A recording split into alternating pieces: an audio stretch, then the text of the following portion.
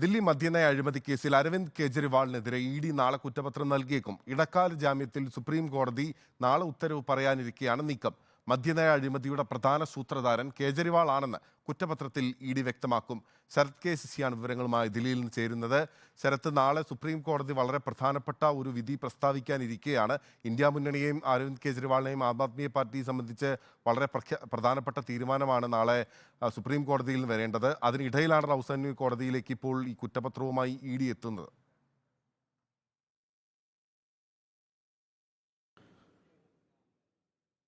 തീർച്ചയായും അതുതന്നെയാണ് ബിനിൽ ഈ കുറ്റപത്രത്തിന്റെ പ്രാധാന്യം വർദ്ധിപ്പിക്കുന്നതും. നാളെ എൻഫോഴ്സ്മെന്റ് ഡയറക്ടറേറ്റ് രജിസ്റ്റർ ചെയ്ത കേസിൽ അരവിന്ദ് കെജ്രിവാളിന് സുപ്രീം കോടതി ഇടക്കാല ജാമ്യം നൽകുമോ ഇല്ലയോ എന്നുള്ളത് ഏവരും ആകാംക്ഷയോടുകൂടി ഉറ്റുനോക്കുന്ന ഒരു കാര്യമാണ്. ലോക്സഭാ തെരഞ്ഞെടുപ്പിന്റെ ഗതിവിഗതികളെ തന്നെ നിർണ്ണയിക്കുന്ന പ്രധാനപ്പെട്ട വിഷയവുമാണ്. അങ്ങനെയുള്ളപ്പോഴാണ് എൻഫോഴ്സ്മെന്റ് ഡയറക്ടറേറ്റ് അരവിന്ദ് കെജ്രിവാളിനെതിരെ നാളെ കുറ്റപത്രം സമർപ്പിക്കാനുള്ള ഒരു നീക്കം നടത്തുന്നത്.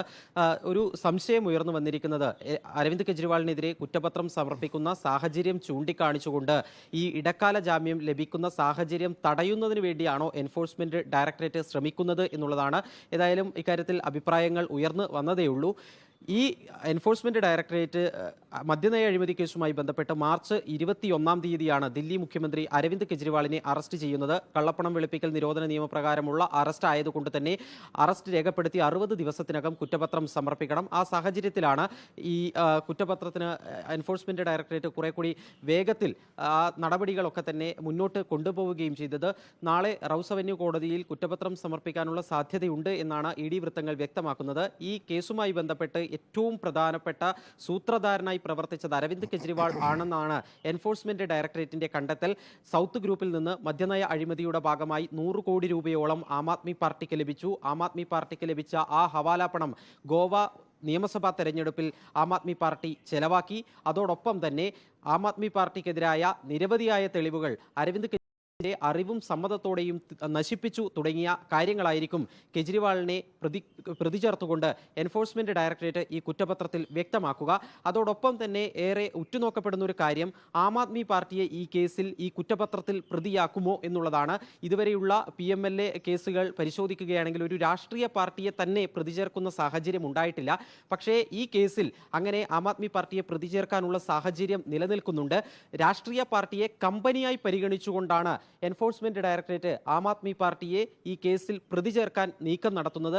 അങ്ങനെ പ്രതി ചേർക്കപ്പെടുകയാണെങ്കിൽ ആം ആദ്മി പാർട്ടിയുടെ സ്വത്തുക്കൾ കണ്ടുകെട്ടുന്നതിനും അതുപോലെ തന്നെ അവരുടെ ബാങ്ക് അക്കൗണ്ടുകൾ മരവിപ്പിക്കുന്നതിനുമൊക്കെ നിയമപരമായ പരിരക്ഷ ലഭിക്കുമെന്ന് എൻഫോഴ്സ്മെന്റ് ഡയറക്ടറേറ്റ് കരുതുന്നുണ്ട്. ആ ഒരു പശ്ചാത്തലത്തിൽ കൂടിയാണ് അങ്ങനെ ഒരു നീക്കം ഇപ്പോൾ എൻഫോഴ്സ്മെന്റ് ഡയറക്ടറേറ്റ് നടത്തുന്നത്. ഇതോടൊപ്പം തന്നെ ചൂണ്ടിക്കാണിക്കേണ്ടുന്ന മറ്റൊരു കാര്യം, ഈ കേസിൽ അരവിന്ദ് കെജ്രിവാളിന് മുൻപേ അറസ്റ്റ് ചെയ്യപ്പെട്ടത് BRS നേതാവ് കെ കവിതയാണ്. അപ്പോൾ കെ കവിതയ്ക്കെതിരായ കുറ്റപത്രം സമർപ്പിക്കുന്നതുമായി ബന്ധപ്പെട്ട് വ്യക്തത വന്നിട്ടില്ല.